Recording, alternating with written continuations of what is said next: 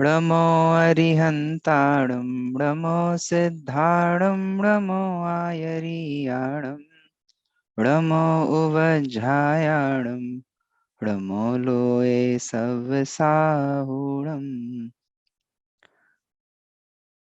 आप लोगों ने सुबह से लेकर अभी तक इतनी गहरी चर्चाएं, इनफैक्ट कल से आई थिंक कल ही आपका ये शुरू हो गया था, तो बहुत सारा विषय आपने सुना समझा है। और अनुभव भाई की तरह मैं भी मूल ग्रंथों का आधार लेकर ही ज्ञानी धर्मात्माओं की जो लिखी हुई बात है उसका आधार लेकर ही सारी बात आपके सामने रखने का प्रयास करूंगा। तो हमारे चार मुख्य बिंदु हैं: चिंतन, निर्णय, एकाग्रता और ध्यान। इस संबंध में काफी सारा क्लैरिटी आपके दिमाग में है। पंडित टोडरमल जी साहब का रेफरेंस लेकर बात करें तो चिंतन शब्द का उन्होंने जो प्रयोग किया तत्व विचार के संबंध में, दो बातें उनकी मूल प्रसिद्ध हैं जो हम कई बार पढ़ते हैं। कब हम चिंतन करने के लिए तैयार होते हैं? आदरणीय हेमचंद जी साहब ने भी बात कही थी, श्रोता के स्वरूप में जो 5 बातें कही है ना। चिंतन कब करता है कोई व्यक्ति किसी चीज का? जब उसकी भूमिका में एक थोड़ा सा ठहराव हो। आज हम क्या कर रहे हैं? अरे हमको तो अपने जॉब से फुर्सत नहीं है, अब आप ये सब बातें सुनाओ, हम कहाँ सुने, है ना। जिसको एक बात कही गई है कि तीव्र मिथ्यात्व का जब उदय होवे जीव को, तो वो जिनवाणी की बात को सुन नहीं सकता, चिंतन की बात तो बहुत दूर, है ना। क्या कहा? अ, सर्प डसे तब जानियो रुचि सो नीम चबाए, कर्म डसे तब जानियो जिनवाणी न सुहाए। क्या कहा महावीर भैया? अरे कहाँ की आप बात कर रहे हो, जिनवाणी हम सुन लेंगे, जब बूढ़े होंगे तब सुन लेंगे, अभी हमको काहे को सुना रहे हो। असलियत में तीव्र मोह का उदय चल रहा है। पंडित साहब ने कहा कि कोई मंद कषाय आदि का कारण पाकर, सबसे पहला ज्ञानावरणादि कर्म का क्षयोपशम हुआ हो, जिससे तत्व विचार करने की शक्ति हुई और मोह मंद हुआ, जिससे तत्व विचार में उद्यम हुआ, तथा बाह्य निमित्त देव गुरु शास्त्र आदि का हुआ, उनसे सच्चे उपदेश का लाभ हुआ। इस पूरे विषय पर अनुभव भाई ने बहुत डिटेल चर्चा की थी। विवेक जिनमत के बिना नहीं है, जिनमत जिन बिन नाही, तो जिनेंद्र भगवान के बिना तो ये सारी बात बनेगी ही नहीं। तो ये सारा विषय आप वहां से कनेक्ट कर लीजिएगा। ज्ञानावरण आदि कर्म का क्षयोपशम हुआ, ये बात हेमचंद जी साहब ने की थी। बोला था कि भैया एक संगी पंचेंद्री जीव हमको जो पर्याय मिली है, तब जाकर ये योग्यता बनी है, नहीं तो ये योग्यता विचार कीजिए कहाँ बने। उन्होंने गोमटसार जी ग्रंथ की मूल गाथा का आधार लेकर कहा था कि भा, प्रचुर भाव कलंक के कारण कितने ही जीव ऐसे हैं जिनको ये बात सुनने का मौका नहीं है, और हमें है, और हम नहीं सुने तो फिर एक अलग बात। पर यहाँ मंद कषाय भी है, ज्ञानावरणादि कर्मों का क्षयोपशम भी है, तत्व विचार करने की शक्ति हुई है, विचार में उद्यम हुए हैं, और सच्चे देवशास्त्र गुरु भी मिले हैं। एक एक चीज के बारे में डिटेल में चर्चा करेंगे तो बहुत सारा विषय है। बहुत कुछ हो जाने के बावजूद भी अपनी बुद्धि ठिकाने पे काम नहीं करे तो सच्चा तत्व समझ में आता नहीं है, और दुनिया में भटकाने वाले लोग भी हजारों हैं। पर ये सारी अनुकूलताएं मिलने के बाद आज हम यहाँ बैठे हैं, और अपने अ, अब यहाँ पर जो मेन बात निकल के आती है कि अब मौका चूकने लायक नहीं है, अवसर चूकने लायक नहीं है। क्यों? अपने प्रयोजन भूत मोक्ष मार्ग, देव गुरु धर्मादि, जीवादि तत्व, निज पर और अपने को हितकारी अहितकारी भाव, ये ये बातें हैं जिनको हम चिंतन में शामिल करेंगे। इन्हीं बातों को हम निर्णय में शामिल करेंगे। दो बातें ख्याल में आई। सबसे पहले मोक्ष, प्रयोजन भूत मोक्ष मार्ग क्या है? वो मोक्ष मार्ग देवगुरु धर्मादि के आधार से सत्ता है। वैसे वो देवगुरु धर्मादि कौन है, क्या है उनका स्वरूप? उन्होंने जीवादि तत्व का क्या स्वरूप बताया है? उस जीवादि तत्व के आधार से मैं कौन हूं और पर क्या है, और अब मुझे क्या छोड़ने लायक है। रजनी भाई ने एक प्रश्न पूछा था ना,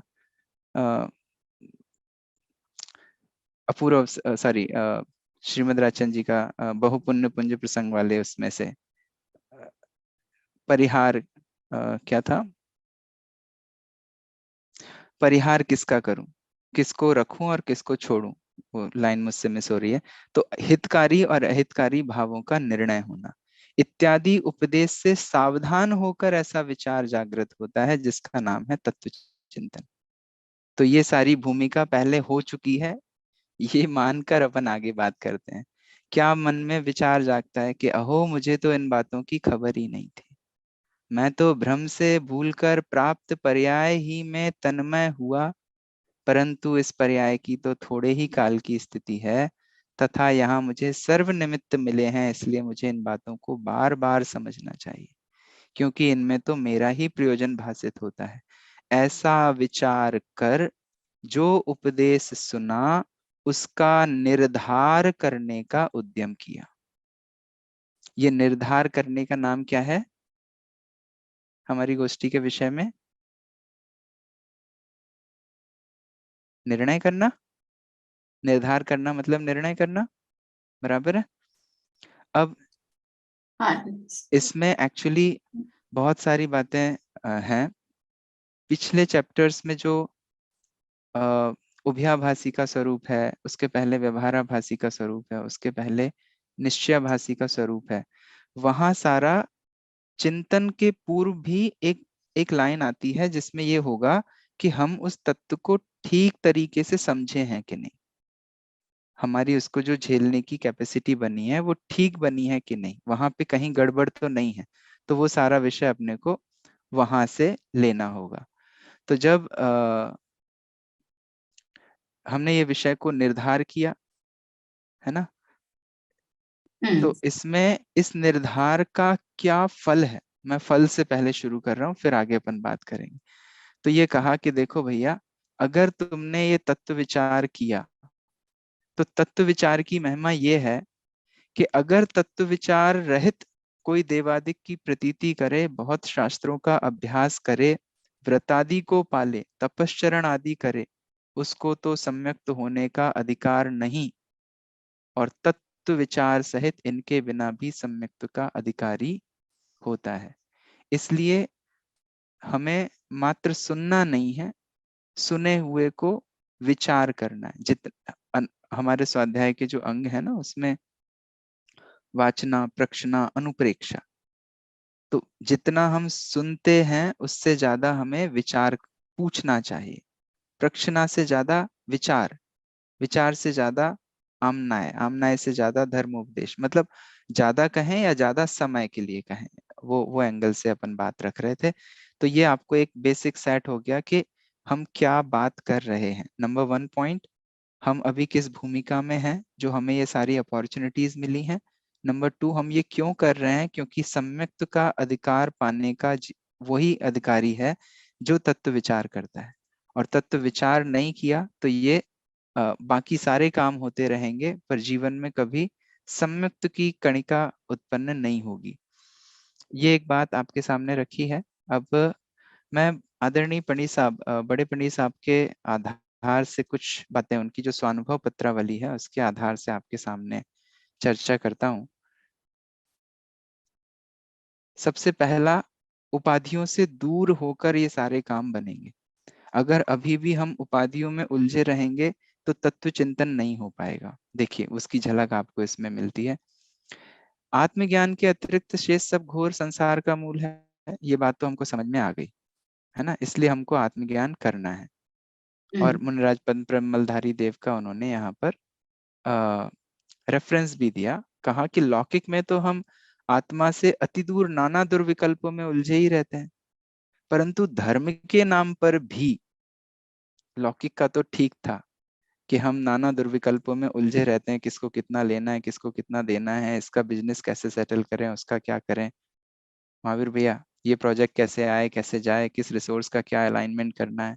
पर धर्म के नाम पर भी आत्मानुभव के लिए उग्र पुरुषार्थ ना करके न जाने किन किन विकल्पों में उलझकर जीवन के अमूल्य क्षण को नष्ट कर देते हैं।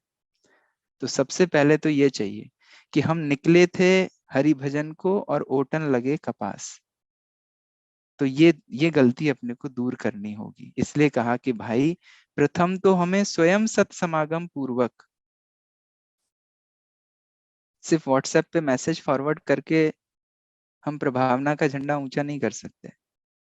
हमें स्वयं सत्समागम पूर्वक गंभीर स्वाध्याय, तत्व चिंतन, विचार, भेद विज्ञान करके आत्मानुभव के लिए उद्यमी रहना योग्य है।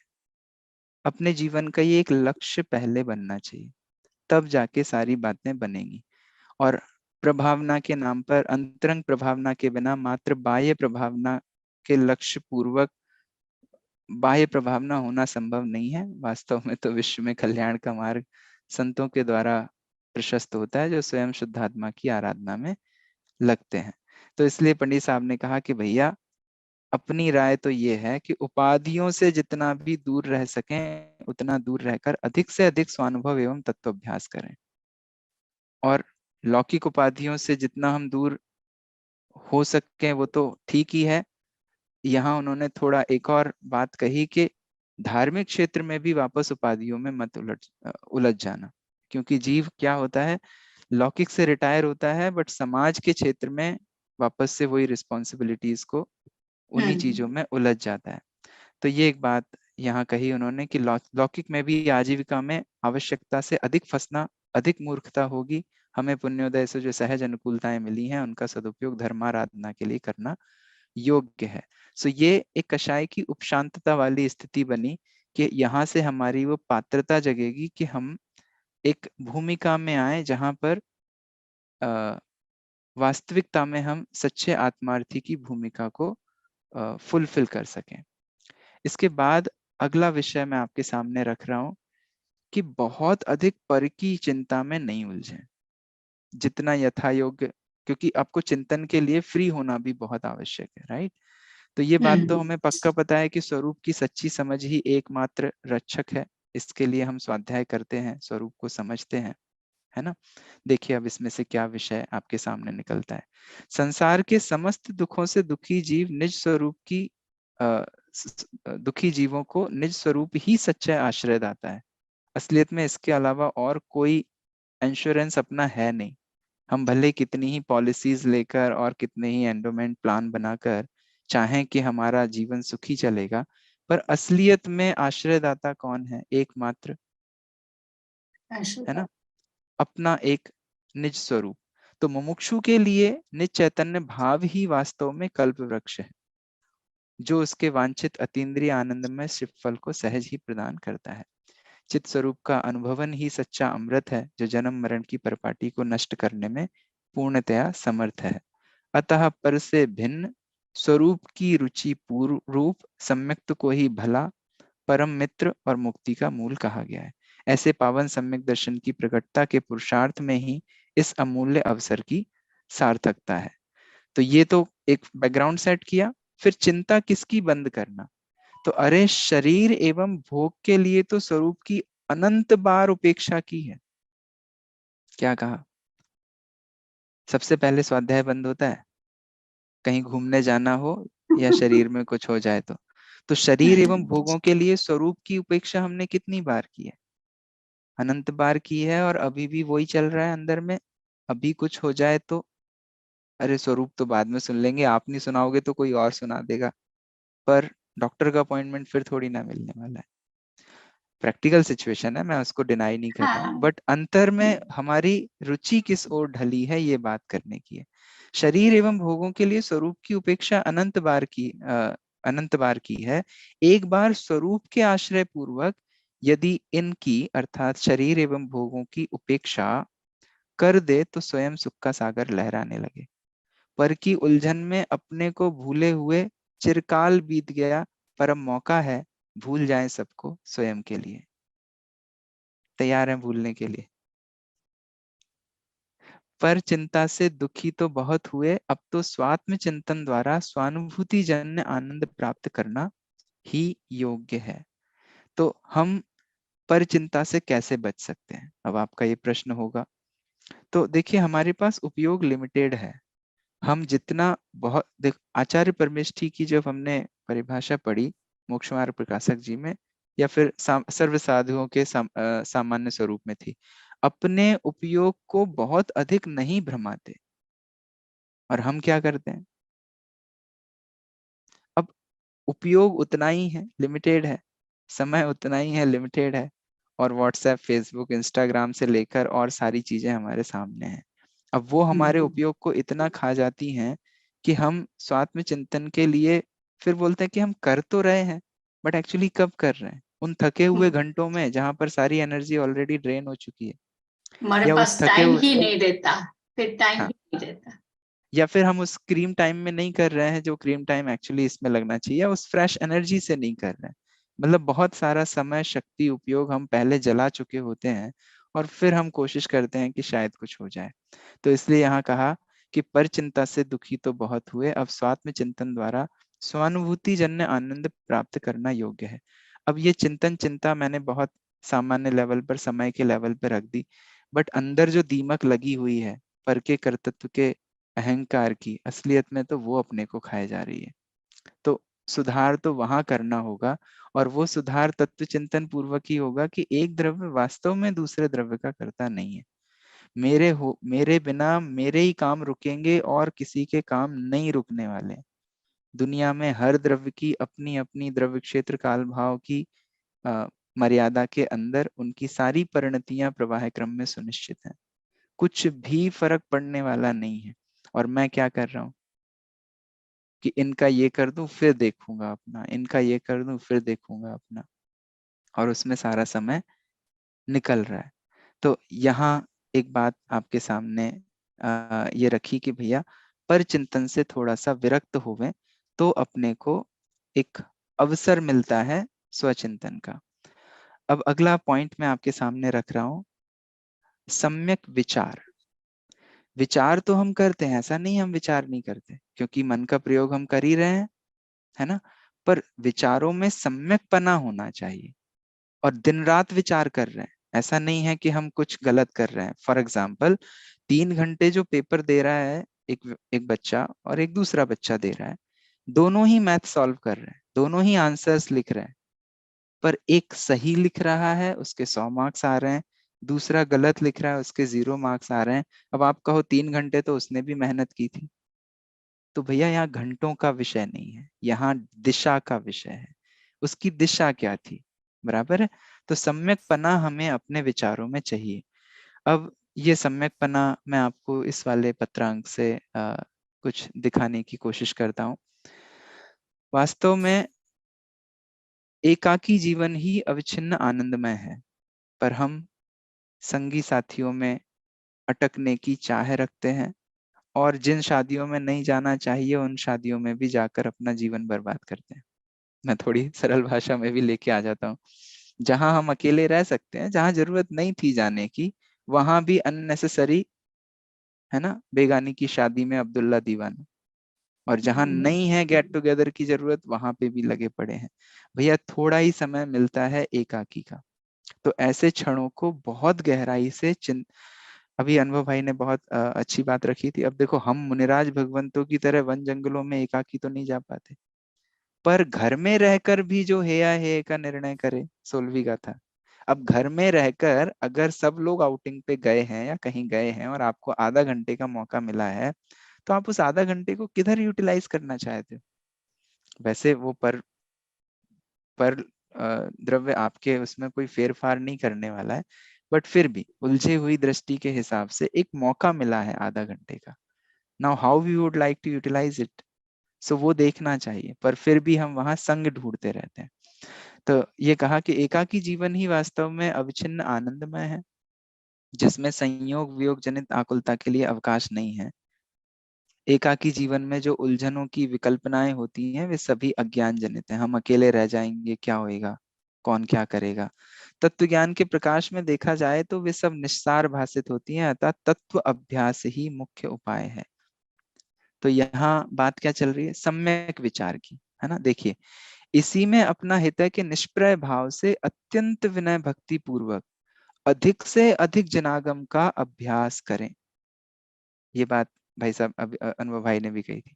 इसी में मन लगाओ, अन्य साहित्य को पढ़ो तो उसमें भी वीतरागता का ही पोषण जैसे होता हो उसी प्रकार विचार करो। किसी के विचारों में बह मत जाना। घटनाएं न्यूज चैनल आप देखोगे, आज हम मना नहीं कर सकते आपसे, पर न्यूज चैनल को देखकर भी आप वीतरागता का ही विचार करना। न्यूज चैनल देखने को प्रमोट नहीं कर रहे हैं, पर कदाचित देखने का प्रसंग बनता है तो उसमें भी वैसा ही विचार करो जिससे वीतरागता का पोषण होता हो। क्योंकि चिंतन कोई स्पेशल प्रक्रिया नहीं है जो आप एक समय बैठ के कर लेंगे और दूसरे समय स्विच ऑफ हो जाएगी। ये तो 24 घंटे चलने वाली प्रक्रिया है ना। तो आपके आसपास की घटनाओं में भी जिस प्रकार वीतरागता का पोषण हो, भले वो विषयों की ओर खींचे, पर हमारी वीतरागता की ज्योति हमें बार बार सावधान करे कि देखो जीव कैसे बुद्धू बन जाता है, देखो कैसे एडवर्टाइजमेंट में फंस जाता है, देखो कैसे अपना जीवन बर्बाद कर देता है। तो इस प्रकार का विचार करके अपने को स्वयं दृढ़ करो। उसकी सद शिक्षाओं को अवश्य नोट करो। पाठ स्वाध्याय आदि में किंचित भी प्रमाद नहीं करना। अरे विषय कषायों को जीतने का तथा विकारों को मिटाने का बुद्धि पूर्वक उपाय सम्यक विचार ही है। हम अक्सर जो मेंटल स्ट्रेस से गुजरते हैं उसका और विषय विकारों को जीतने का एक विचार इतना पावरफुल है, सम्यक विचार इतना पावरफुल है कि सारा अंधकार उसमें नष्ट हो जाता है। बाह्य में समाधान ढूंढना भटकने का ही कारण बनेगा। ढूंढिए बाहर में समाधान। कभी किसी से कुछ क्या बोलते हैं, डिस्प्यूट हो जाए, अब उसके समाधान बहुत बाहर में ढूंढने से ठीक है, जितना यथा योग्य आपको उस भूमिका में बाहर में उसकी दिखती होवे वो करिए, पर असलियत में समाधान आपको अंदर में ही ढूंढना पड़ेगा। वही असली समाधान होगा। अपने एकत्व को पहचानो, भाव ध्याओ और एकत्व में रम जाओ। अब इसमें मैं आपके सामने जो बात रख रहा था कि सम्यकता का हमारा जो विचार की बात इसमें जमे, तो ये क्या कहा, सारे दुखों को मिटाने का एक बुद्धि पूर्वक विचार है, उपाय है सम्यक विचार। बहुत नहीं करें पर सम्यक करें, ये बहुत इंपॉर्टेंट है। देखिए अनुभव जो जी, हाँ, अनुभव जी, सम्यक सम्यक विचार पर थोड़ा बोलना। बहुत अच्छा। मेरे मेरे पास अगला टॉपिक ही है सम्यक विचार ओके। क्या होता हाँ है, हाँ। जिसमें बिंदु है सारे। तो एक एक आपने देखी होगी बहुत सारी परीक्षाएं ऐसी होती है जिसमें नेगेटिव मार्किंग होती है। क्यों नेगेटिव मार्किंग, क्यों? सिर्फ उसको इस तरीके से जज करने का एक वैल्यू हो सकता है कि ठीक है आप तुक्के तो नहीं लगा रहे हो, बट असलियत में सच्चा ज्ञान होना जितना इम्पोर्टेंट है, उसका प्रतिपक्षी ज्ञान का मतलब अज्ञान का निराकरण होना भी उतना ही इम्पोर्टेंट है। अगर आपको ये पता है कि चार में से ये वाला ऑप्शन ज्यादा ठीक लग रहा है, बट तीन क्यों गलत है, ये आपको ढंग से नहीं पता है, तो आप कभी ना कभी, क्योंकि आज तो चार ऑप्शन है ना इसलिए आपने एक चूज कर लिया, बट कल आपके सामने चार ऑप्शन नहीं दिखाई देंगे, सिर्फ दो ही दिखाई देंगे, तो आप उन दो गलत में से एक कम गलत को चूज कर लोगे और आप समझोगे कि हमने सही कर लिया, पर ये तो नहीं चलेगा ना। ख्याल में हम्म। आती बात। तो हाँ नेगेटिव हाँ। मार्किंग इसीलिए इंपॉर्टेंट है कि आपका अज्ञान विपरीतता का परिहार भी बराबर से होना चाहिए, है हम्म। ना। तो अस्थि, देखिए, वो अस्थि पूर्वक नास्ति करना, हाँ, वो अस्थिपूर्व लगा सकते हैं। बिल्कुल बिल्कुल अस्थिपूर्वक नास्ति, और किसका परिहार, विपरीतता का परिहार भी बिल्कुल बराबर उसमें होना चाहिए। तो देखिए क्या कहा, कैसा सरल निरापद एवं सहज आनंदमय मार्ग है कि जिससे जिसके आनंद का बाहर से ज्ञान होना उसी प्रकार असंभव है जिस प्रकार मिश्री की मिठास को आंखों से देखकर समझना। आंखों से देख के मिश्री की मिठास को नहीं समझ सकते, ये कहकर क्या कहा कि बाहर से इस आनंद का ज्ञान नहीं होगा आपको, इसको इसके लिए थोड़ा अंदर झांकना पड़ेगा, है ना भाई। हम्म। मतलब वो आपको उदाहरण ख्याल ही है कि मोती ढूंढने गए और किनारे पे बैठ गए तो नहीं नहीं समझ में आएगा कि क्या मोती होते हैं, है ना। आत्मा से विमुख अपनी बुद्धि को कुछ अधिक मानकर, यहाँ थोड़ा सा डांट लगाई, आत्मा से विमुख अपनी बुद्धि को कुछ अधिक मानकर कुतर्कों से अपने पक्ष का राग का पोषण करने से अंततः दुख ही मिलेगा। क्या कहा, अधिक नहीं चाहिए। मैंने जो नेगेटिव मार्किंग की बात की थी ना, आपको अधिक नहीं, सम्यक चाहिए। क्वांटिटी नहीं, क्वालिटी चाहिए। और हमारे चिंतन में अब ये बात आनी ही चाहिए कि हमें बहुत नहीं सोचना है, क्योंकि बहुत सोचने वाला क्या होता है, संस्कृत में एक श्रुति है, दीर्घ सूत्रे विनश्यति। ज्यादा सोचने वाला व्यक्ति बर्बाद होता है। बहुत नहीं, सम्यक सोचिए। ख्याल में आती है बात?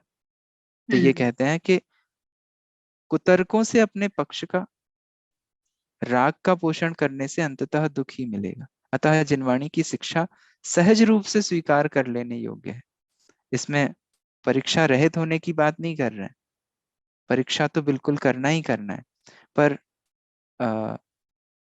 अपनी बुद्धि को कुछ अधिक मानकर, जहां पर मान की भावना से हम बात को सोचना शुरू करेंगे, अरे पूर्वाचार्यों को पता ही क्या था, वो जमाना कुछ और था, उनको आता ही क्या था, हमको ज्यादा पता है, हम कुछ नया करेंगे, और ऐसा सोचकर असलियत में वीतरागता की ओर नहीं बढ़ रहे हैं और राग का ही पोषण कर रहे हैं।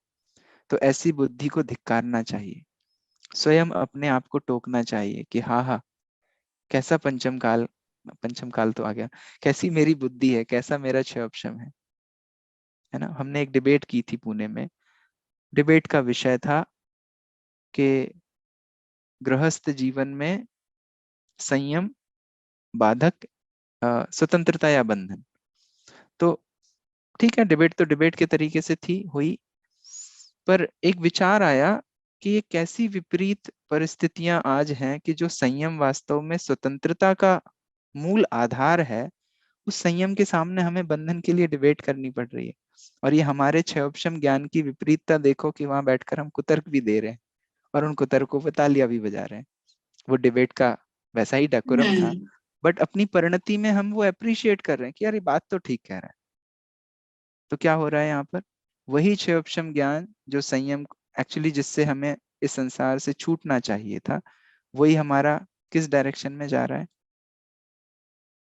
कि नहीं, बात तो ठीक कह रहा है। और मैं इससे भी ज्यादा अच्छा तर्क दे सकता हूँ, इसने थोड़ा सा कमजोर दिया अभी, हाँ ये वाली बात कहना रह गया इसको। ख्याल में आ रही बात? तो ये राग का पोषण करने की वृत्ति अपनी टूटनी चाहिए।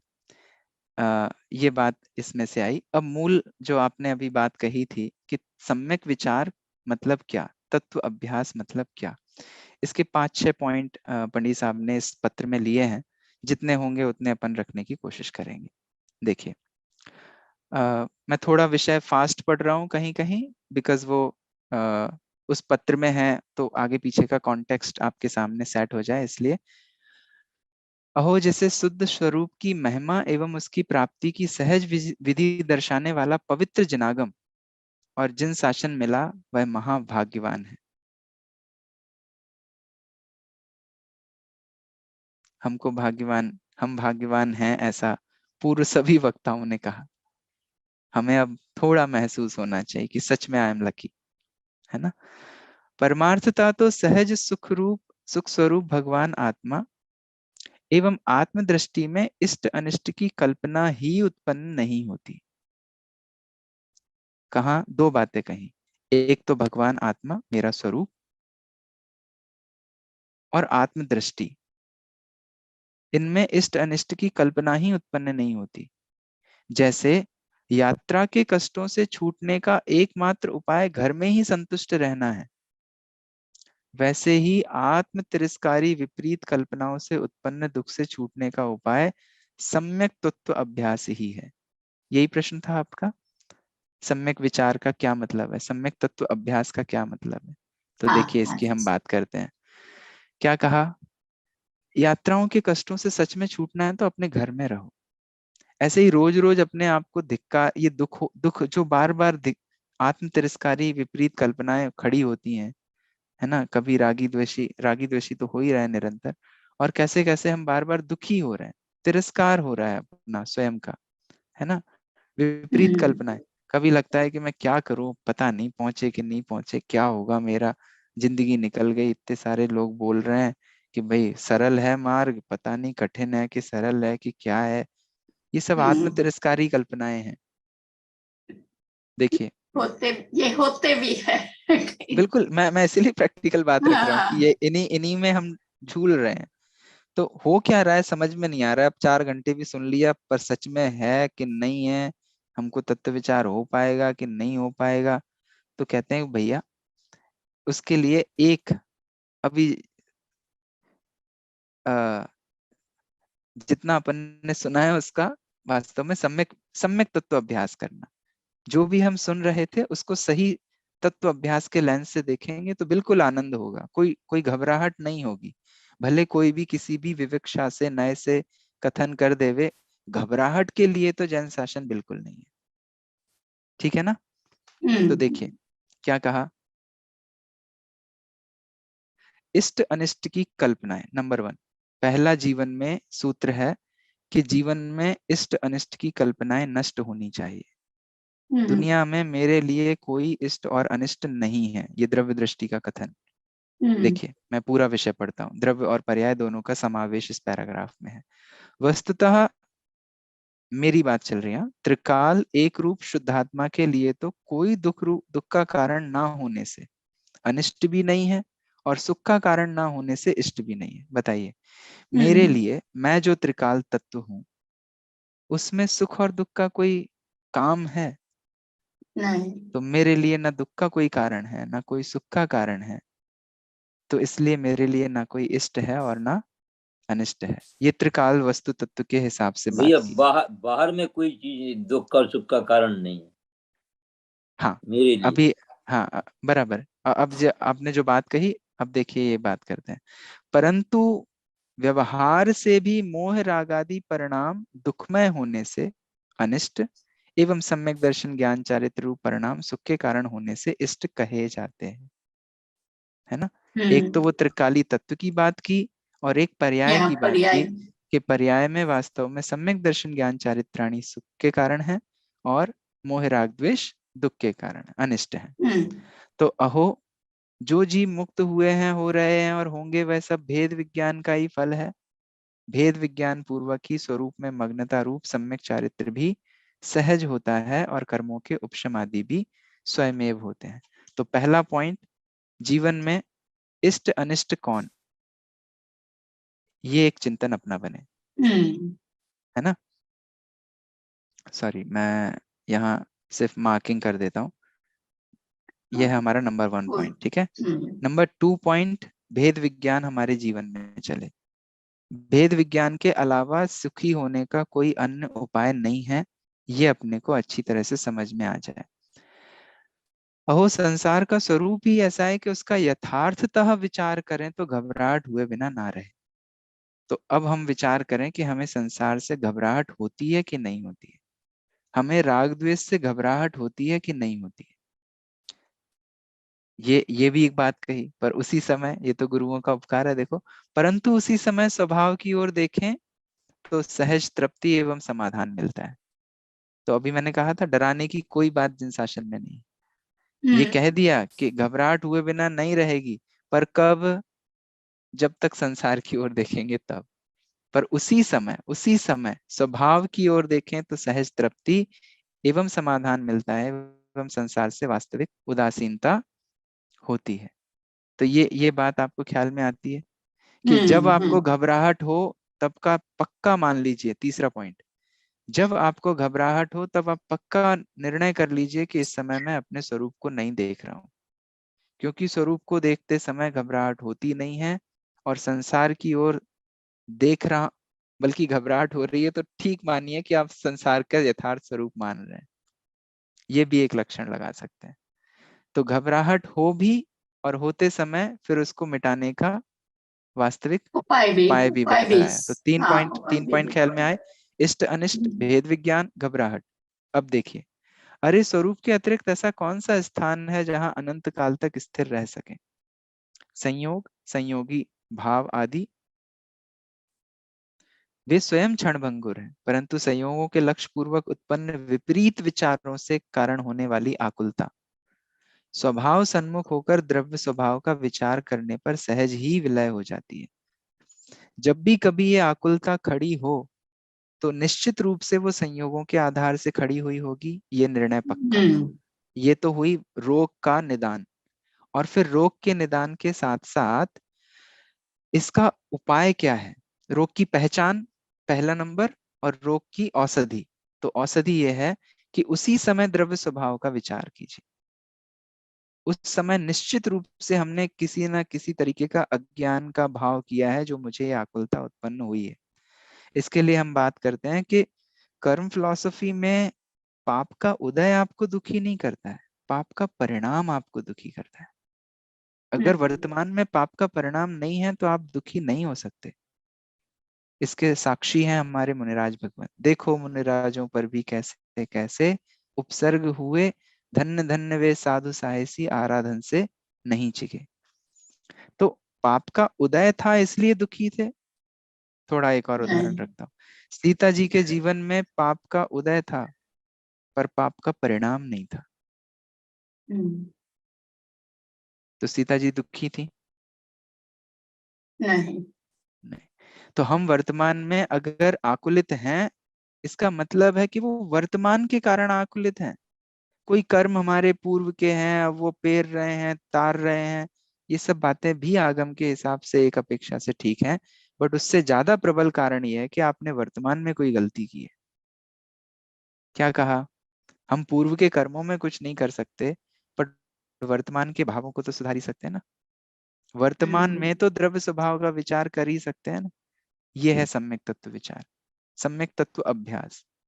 वर्तमान में हम क्या करें ये विचार कीजिए। देखिए उसके लिए बहुत सुंदर उन्होंने उदाहरण यहाँ लिखा है।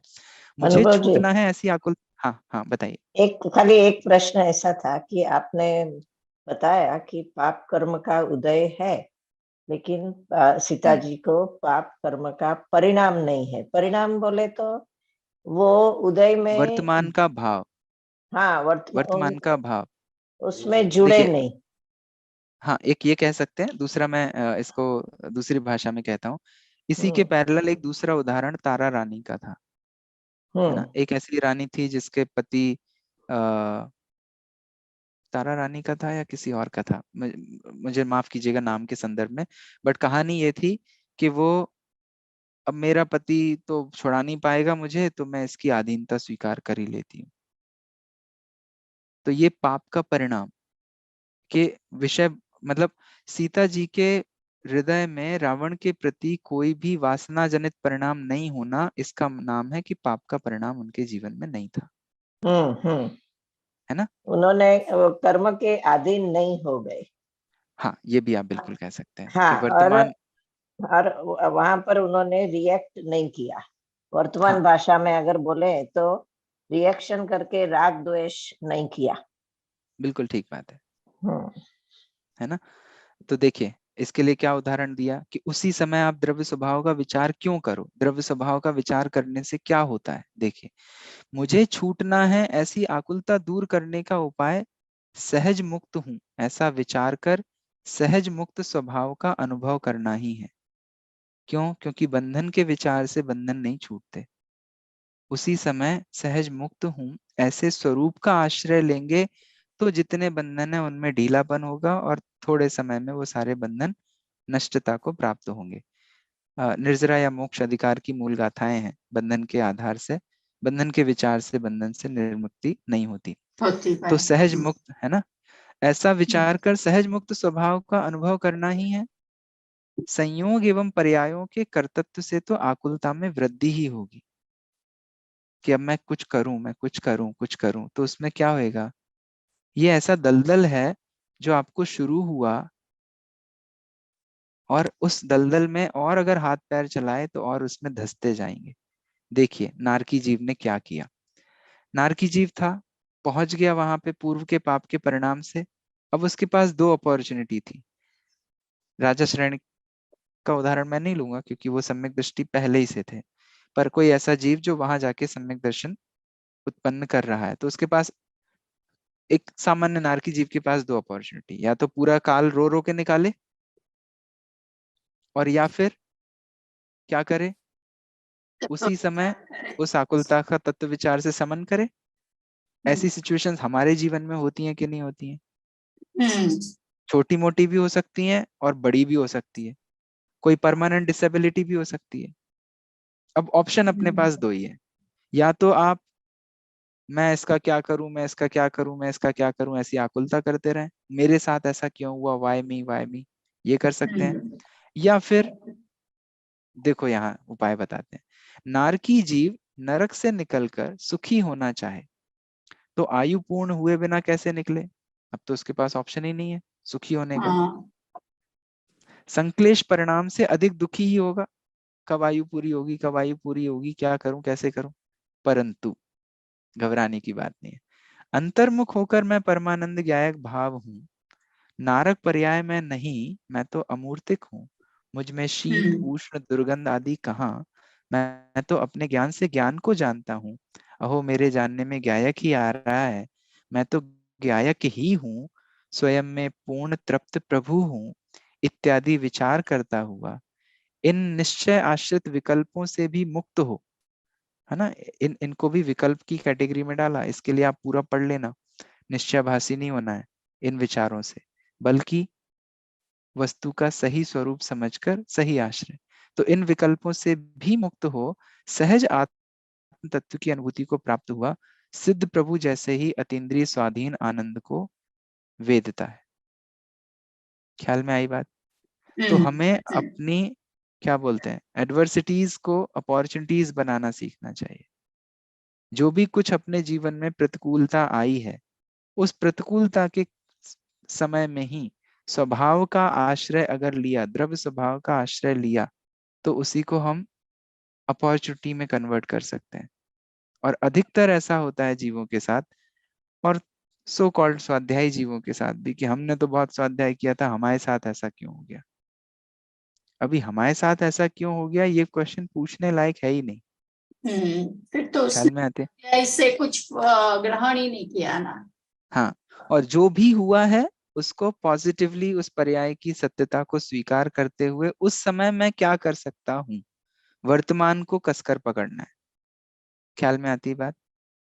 वर्तमान में मैं क्या कर सकता हूँ, नहीं मैं तो ऐसा था, मैं तो वैसा था, मुझे पहले ऐसा था वैसा था, कोई फायदा नहीं। अभी वर्तमान में द्रव्य स्वभाव का विचार कीजिए। ख्याल में आती बात। ये पॉइंट, ये इसका नाम है तत्व अभ्यास। अपना विषय चल रहा है तत्व अभ्यास किसे कहते हैं, है ना। हाँ। अब इसमें एक और उदाहरण दिया कि बेड़ियों से जकड़ी हुई सती चंदन बाला ने भूखी प्यासी तलघर में पड़े होने पर भी आर्त ध्यान नहीं किया कि मैं तो राजा की बेटी राजकुमारी, अब मेरे साथ ही ऐसा क्यों हुआ। तो क्या किया, अपितु सम्यक तत्व विचार से वहां भी आनंद का ही वेदन किया। अब सम्यक तत्व विचार जो है ना, ये बहुत पावरफुल वर्ड है। कई लोग तत्व विचार के नाम पर सिर्फ ये कहेंगे अब हमारी कर्मों का उदय है, अब क्या करें, अब अपन ही भुगत लेते हैं। ठीक है, ये भी एक विवक्षा है। सेठानी को दोष ना देने के लिए ये एक विवक्षा है, जहां कहा जाएगा कि हाँ मेरे ही पूर्वकृत कर्मों का उदय है, सेठानी ने कुछ नहीं किया। पर मात्र कर्मोदय का विचार करके कर्म को दोषी ठहराकर रोते रहने का नाम तत्व विचार नहीं है। उससे एक कदम और आगे बढ़ना होगा। क्या कहेंगे, अरे कर्म का उदय कर्म के उदय में ही है, मैं तो इस समय भी कर्मों से अप्रभावित तत्व हूँ, मेरे स्वभाव को तो उसने अभी भी चोट नहीं पहुंचाई है। तो ये है सम्यक विचार, जिसके बल से वहां भी आनंद का ही वेदन किया। शारीरिक दशा भले ही दुर्बल हो गई हो, परंतु वहां भी धर्म आराधना में सहज सावधान रही। ये वर्ड हमारे सब जीवों के काम आने वाला वर्ड है, सहज सावधान रहना। क्योंकि हम सब भी मरण सैया पर कभी ना कभी पड़ेंगे, शारीरिक दशा दुर्बल होगी, पर धर्म आराधना में सहज सावधान वहां रह सकते हैं कि नहीं रह सकते हैं, किसी ने रोका ये विचार करने की बात है ना। ये उस समय बहुत काम आने वाली चीज है। उस समय के नाम पे मैं प्रमोशन कर रहा हूँ, बाकी तो वो अभी भी काम आने वाली चीज है। तो क्या हाँ, हुआ, वहाँ वहाँ सतत जागरूक हमें हर समय रहना चाहिए। बिल्कुल, है ना।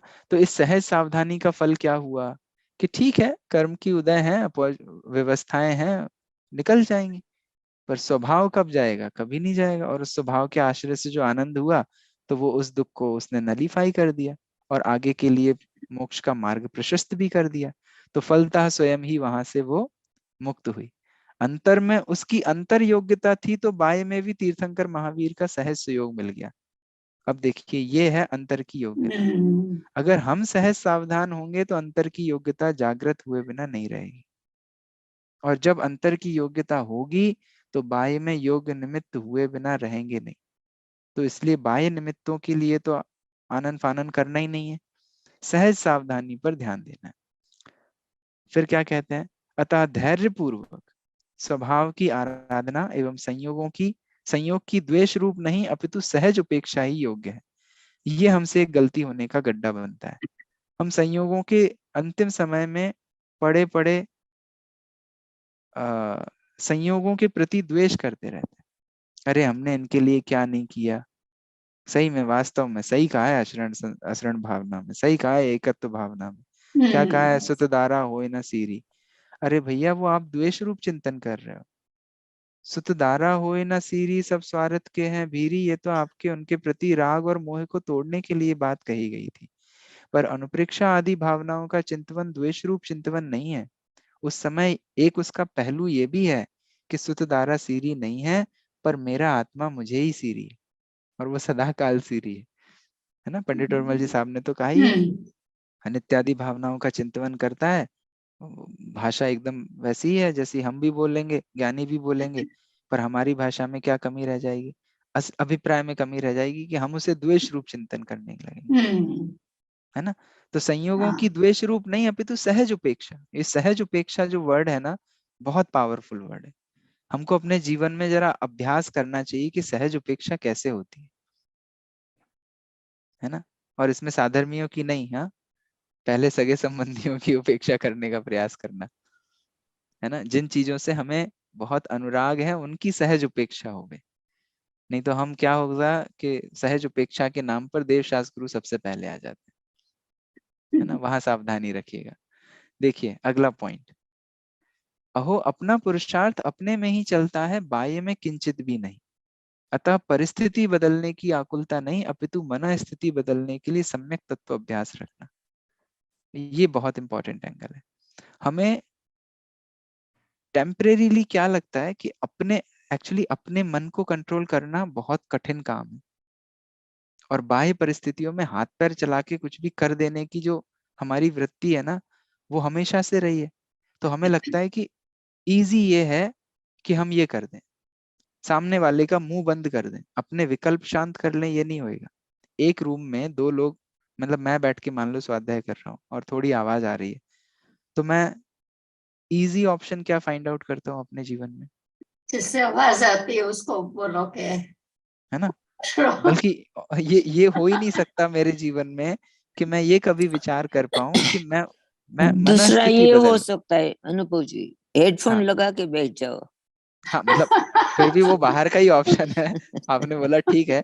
मैं कहने की क्या कोशिश कर रहा हूँ कि हम स्टिल परिस्थितियों को बदलने की आकुलता में लगे होते हैं कि बाहर में कुछ हो जाए, बाहर में कुछ हो जाए। बट असलियत में ग्रेविटी हमें अगेंस्ट द ग्रेविटी काम कहाँ करना होता है कि हम अपने मन में। स्थिति में समझ सकें। हम बोलते हैं ना, एक द्रव्य दूसरे द्रव्य का करता नहीं है। तो फिर जरा लगा के देखें तो सही 5 मिनट कि उसके शब्द मुझे डिस्टरबेंस के करता नहीं है। मैं जानता हूँ ये सिर्फ अपने मन के अंदर की बात है। जब दूसरे को डिस्टर्ब हम कर रहे हो तो जरूर मुंह बंद कर लेना चाहिए। ऐसा नहीं हो कि हम आवाज लगाते रहे, चिल्लाते रहे और बोले कि भैया तुम अपनी उपादान की योग्यता लगाओ जरा, या मना स्थिति को बदलो। पर एक एक एंगल है, इस पे विचार करना चाहिए, क्योंकि आज हम अपनी मना स्थिति को बिल्कुल भी मोल्ड नहीं कर रहे हैं किसी भी एंगल से। तो फिर जब हाथ पैर थकेंगे और जहां मनस्थिति को मोल्ड करने के बहुत सारी अपॉर्चुनिटीज आएंगी, रिक्वायरमेंट आएंगी, तब क्या करेंगे?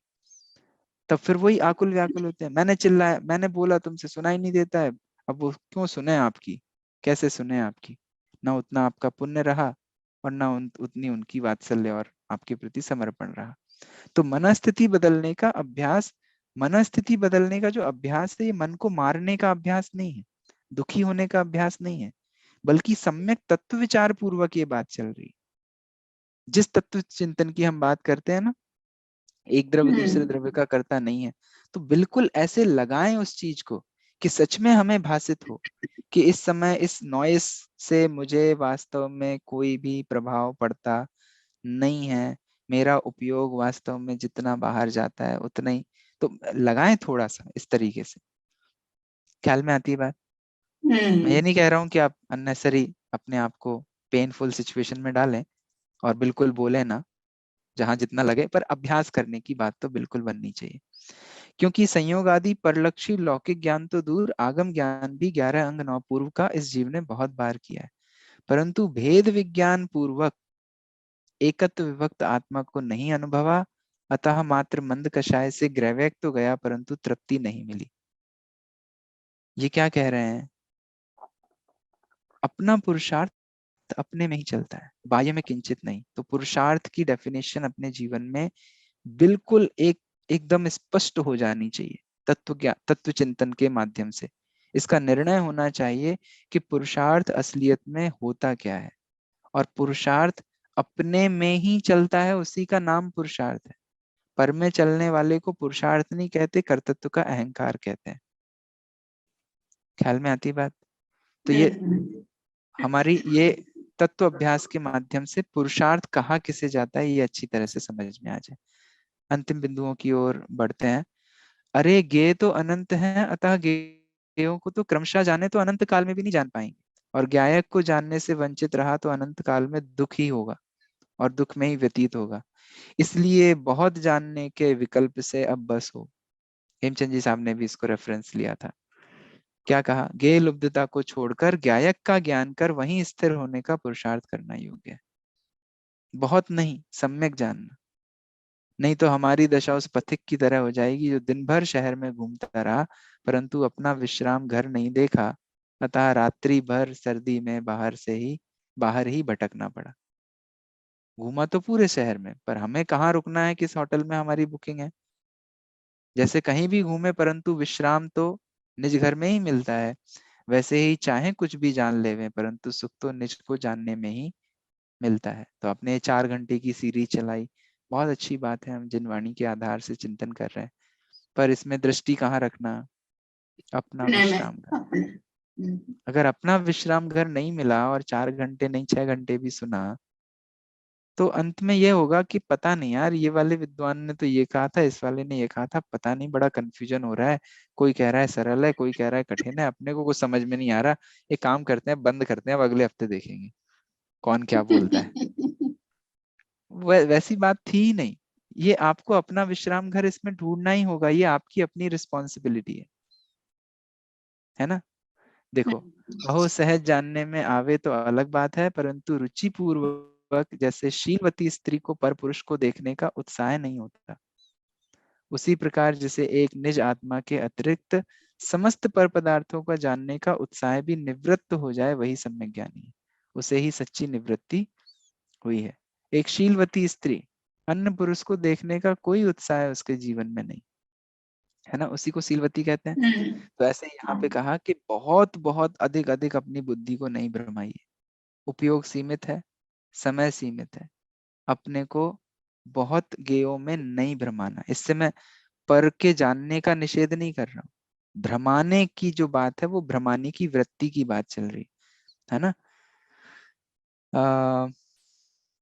देखिए, मैं यहाँ पे कुछ विषय आपके लिए छोड़ता हूँ, आप स्वयं पकड़ना। इच्छा ही दुख का कारण है। अगला, हमेशा ये बात समझिए, पर को जानने की इच्छा सुख का कारण कैसे हो सकती है? अरे आत्मज्ञान के बिना, स्वयं में तृप्त हुए बिना अब इसको जानूं ऐसी तृष्णा उसी प्रकार बनी रहती है जैसे घर मिले बिना पथिक को एक गाड़ी से दूसरी गाड़ी पकड़ने की आकुलता। तृष्णा नहीं चाहिए, गेय लुब्धता नहीं चाहिए, बल्कि जितने समय हम बैठें, जितने समय हम विचार करें, पढ़ें, सुने, समझें, उतने समय अपना विश्राम घर इसमें से ढूंढने की, है ना।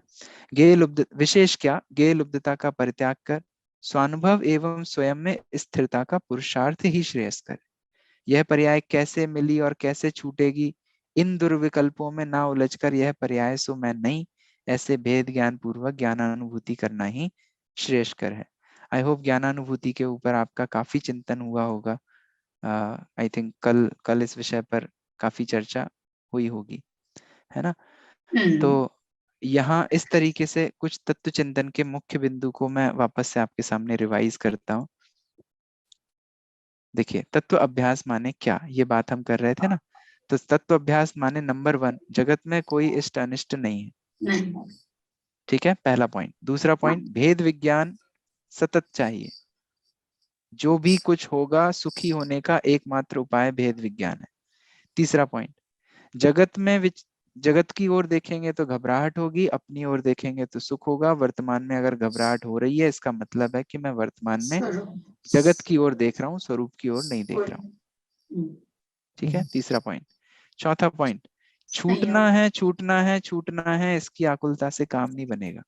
करना है, मुझे आत्मा का हित करना है, मुझे आत्मा का हित करना है। ये गाना हम पिछले 30 सालों से भी गाते रहेंगे तो काम नहीं चलेगा। क्या अभी वर्तमान में क्या करने योग्य है, वो द्रव्य स्वभाव का विचार करके उसी समय अपनी आकुलता को, तो इसमें आप नारकी वाला पूरा उदाहरण लगा लीजिए। ठीक है, याद रहेगा। तीसरा चौथा पॉइंट, सती चंदन बाला। 5वां। अच्छा, 5वां पॉइंट हुआ या चौथा हुआ? ठीक है, अभी 5वां। 5वां आएगा। तो चंदन बालाजी का उदाहरण क्या लिया? सहज सावधान, हम वर्तमान में क्या कर सकते हैं वो कीजिए। आर्त रौद्र ध्यान मत कीजिए। ध्यान का विषय है ना अपना, अब वो ध्यान हमको हो ही रहा है, पर आर्त रौद्र ध्यान में ना उलझकर हम उस समय तत्व ज्ञान के आधार से सहज सावधान कैसे हो सकते हैं। छठवां पॉइंट, पुरुषार्थ, अपनी मनस्थिति, अपना पुरुषार्थ अपने में चलता है। हम पुरुषार्थ दूसरे का मुंह बंद करने में चलाना चाहते हैं, पर यहाँ पुरुषार्थ कह रहे हैं मनस्थिति बदलिए तत्वाभ्यास पूर्वक। ठीक है। और 8वां पॉइंट है गेय लुब्धता। गेय लुब्धता छोड़िए भैया, बहुत जानने के विकल्प से बस होकर बहुत नहीं सम्यक कीजिए। क्वांटिटी नहीं क्वालिटी पर अब अपने को ध्यान देना होगा। ठीक है ना। तो ये गेय लुब्धता के संबंध में 8वां पॉइंट हो गया। यहाँ कई दफा हमको क्या है कि जिनवाणी का, अपनी ओर से मैं तो अपनी बात करूंगी कि हमको विशेष जानने का बहुत वैसे लोभ रहता है कि आपने जिनवाणी जो का ये विषय मैं जान लूं, ये विषय जान लूं, ये विषय समझ जान गया। लूं। देखिए, इसमें 2 बातें हैं। एक है जानने का लोभ, मैं थोड़ा सा नोटपैड यूज करता हूँ। हाँ, इसमें 2 बातें होंगी। एक है जानने का लोभ और एक है अपने उपयोग को हम केंद्रित रखने के लिए जिनवाणी का अभ्यास कर रहे हैं। 2 बातें। एक है, सॉरी नहीं, मैं नहीं लिख पा रहा हूँ ढंग से। हाँ, मैं कोई बात कर रहा था, आपको यहाँ डिफरेंशिएट करना होगा। अधिक जानने का लोभ एक चीज होती है, और दूसरा जो हमने शुरुआत में एक बात कही थी, वहां ये बात आई थी कि आप जितना अपना समय, शक्ति और उपयोग है वो जिनवाणी के अभ्यास में लगाइए। तो आपको यहाँ 2 बातों में कॉन्ट्रडिक्टरी लग रहा है क्या? एक तरफ आप कह रहे हो गेय लुब्धता छोड़ो, और एक तरफ आप कह रहे हो throw a stone and you get 2 things, ऐसा कहीं लगता है। है ना। पर देखिए ना, अभी अभी हमने बात की थी ना कि आप जितना अपना समय है, शक्ति है, उपयोग है, उसको जिनवाणी के अभ्यास में लगाइए। वहीं से आपको वास्तव में सम्यक मार्ग मिलेगा। और एक तरफ आप बात कर रहे हो कि अब अपने उपयोग को बहुत नहीं भ्रमाइए। तो ये 2 अपोजिट बातें क्यों कर रहे हो, आपका ये प्रश्न हो सकता है। है ना। तो इसमें मूल बात यह है कि जिनवाणी के अभ्यास का कोई अपोज नहीं है, पर सिर्फ इस लक्ष्य से कि अब इसको सुनूं, अब इसको सुनूं, अब इसको सुनूं, और गेयों को बार बार चेंज करने वाला सिर्फ बात चल रही है, तो उसका अपोज है। और अगर अपने विश्राम गृह पर दृष्टि रखते हुए हम जितना भी अभ्यास करेंगे, वो अभ्यास तो अपने लिए काम का ही है। ख्याल में आती है बात? हाँ, तो मेरे प्रयोजन की सिद्धि की ओर मैं जा रही हूँ कि नहीं, हर एक अभ्यास में। हाँ, क्योंकि ऐसा मैंने सोचा है कि जब तक पूरा समाधान नहीं होता तब तक हम्म। ये मन के विकल्प भी ठहरते नहीं है, तो ये समाधान करके फिर आगे बढ़ जाना है। बिल्कुल, देखिए एक तरफ मैं हाँ, ये बात कर रहा हूँ, मतलब पंडित साहब ये कह रहे हैं कि तत्वाभ्यास ही मुख्य उपाय है ना। अत्यंत विनय भक्ति पूर्वक अधिक से अधिक जनागम का अभ्यास करें, इसी में मन लगाओ, अन्य साहित्य को पढ़ो, तो भी उसमें वीतरागता का ही पोषण जैसे हो वैसे करो। मतलब आप कह रहे हो कि अधिक से अधिक जनागम का अभ्यास करो, और एक तरफ कह रहे हो गेय लुब्धता छोड़ो। तो देखो दोनों की अलग अलग भूमिकाएं हैं। अभी क्या बात चल रही है कि इसी समय वर्तमान में मैं करना चाहूं तो हमारे पास जितना अधिक से अधिक समय है वो विषय भोगों से बचाकर तो जनागम में लगाएं। पर हाँ, जनागम के में लगाने पर भी हमारी दृष्टि सिर्फ नए नए विषय और नई शैलियों पर ना होकर उसमें मेरा गायक भाव कैसे प्रसिद्ध हो रहा है, मेरा अपना स्वयं का ज्ञान और वैराग्य रस कैसे उससे पुष्ट होता है, वो दृष्टि से सारा का सारा अभ्यास कीजिए, है ना। जिसको अपन ने एकदम शुरुआत से बात की थी, उपाधि, मैं कनेक्ट कर रहा हूँ विषयों को, है ना। उपाधियों से बात नहीं चलेगी, बल्कि क्या होगा, आपको थोड़ा निराकुलता वैसे भासेगी, अपने आप में ही आपको क्या है कि यू नो के वेयर यू आर स्टैंडिंग, के अपने अपने आकुलता कम होती है, एग्जैक्टली मतलब विकल्प आप कम होते हैं, तो हम्म, कैन टेस्ट अपने आप में ही आपको पता लगता है कि हमारा ये तत्व निर्णय भी कितना पक्का होता है। बिल्कुल ठीक बात है। सकते हैं। हाँ, और एक लास्ट बात आपके सामने रखूं तो इसमें 1 ही मिनट लूंगा मैं 5 मिनट वैसे भी ओवर हूँ, नहीं, कोई एक बात मिनट से ज्यादा नहीं लूंगा। हाँ, यहाँ एक बात आई थी कि गायक के अवलंबन से ही वास्तव में एकाग्रता हो सकती है। तो यहाँ क्या कहा कि यदि तुझे 4 गति के दुखों से डर लगता है तो समस्त प्रभावों को छोड़कर निःशुद्धात्मा का ध्यान करना कर्तव्य है। नहीं। अनुभव जी ने भी ये बात ली थी, राइट, योगिंदु देव ने जो कहा था। देखिए ये वही वही विषय है। तो क्या कहा इसके बारे में और विशेष बात पंडित साहब के संदर्भ उससे सुनते हैं। एक आत्मदर्शन ही मुक्ति का कारण है, मात्र आकुलता एवं बहानों से काम नहीं चलेगा कि हमें बहुत आकुलता है और या फिर आकुलता हम कर रहे हैं और बहाने बना रहे हैं। जगत के प्रपंचों में उलझे बिना सत समागम स्वाध्याय आदि के माध्यम से तत्व निर्णय भेद विज्ञान पूर्वक स्वानुभव का उद्यमी होना, ये हमारी आज की गोष्ठी का विषय है। आप ना आकुलता करो, ना आप बहाने बनाओ, और ना जगत प्रपंचों में उलझो। सत्समागम होना चाहिए, स्वाध्याय होना चाहिए, तत्व निर्णय होना चाहिए, भेद विज्ञान होना चाहिए, और स्वानुभव का उद्यमी होना चाहिए। मतलब अल्टीमेटली बात ये कह रहे हैं कि आप जो कुछ भी कर रहे हो उसमें अपना लक्ष्य मत भूलो, बस लक्ष्य नहीं भूले तो उसे गेय लुब्धता नहीं कहा जाएगा, और लक्ष्य भूल गए तो वो सारा का सारा सब क्या है, वो तो फिर गेय लुब्धता में चला जाएगा, हो गया। है ना। मैं यहाँ रुकता हूँ, आपके कोई विशेष प्रश्न होंगे या कोई और विशेष बिंदु आपको ख्याल आती है तो 1-2 मिनट बात करते हैं। बाकी आई होप आपने बहुत आनंद लिया रजनी है इस भाई। विषय का। अनुभव जी, आप पंडित जी बोल रहे थे, उसका नाम क्या बताया आपने? तो आदरणीय, रविंद्र जी। हाँ और आदरणीय पंडित रविंद्र जी, साहब, उसका रविंद्र जी साहब। ओके। ये रविंद्र और जी की पत्रावली है ना, अनुभव जी? Yes yes. हाँ,